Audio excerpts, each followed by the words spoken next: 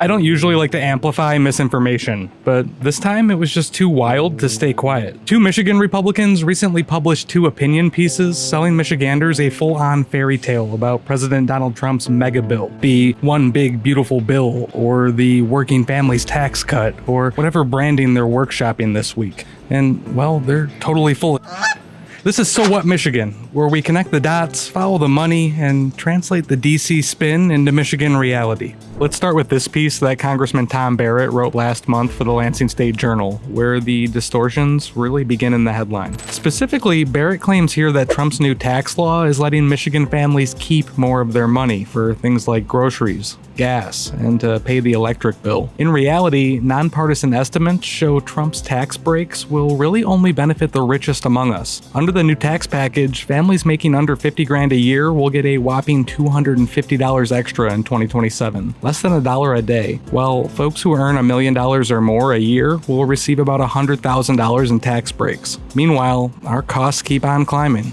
Barrett also went as far as to say this legislation actually strengthens Medicaid and food assistance benefits. In reality, Michigan's own health department has flagged hundreds of thousands of people who are now at risk of losing coverage under Medicaid cuts baked into the bill. Same deal for food assistance benefits. And premium tax credits for Affordable Care Act plans are also being phased out, which will drive up healthcare costs for everyone. And it's not just Barrett. The misinformation campaign continued last month with this piece that Republican State Senator and wannabe Governor Eric Nesbitt published in the Detroit News. In the headline, Nesbitt claimed that Trump's law safeguards healthcare for Michigan's rural communities, but that couldn't be further from the truth. Rural hospitals run on slim margins and depend heavily on Medicaid. Cutting Medicaid while failing to extend ACA subsidies is the opposite of a safeguard. Reporters across the state have already tallied closures, conversions to bare-bones rural emergency models, and other facilities flagged at risk over the coming years. Nesbitt also points to a new rural fund as the fix, but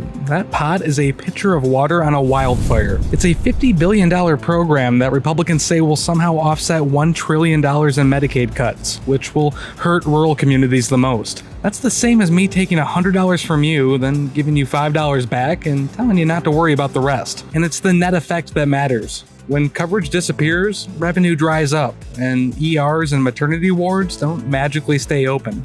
So what?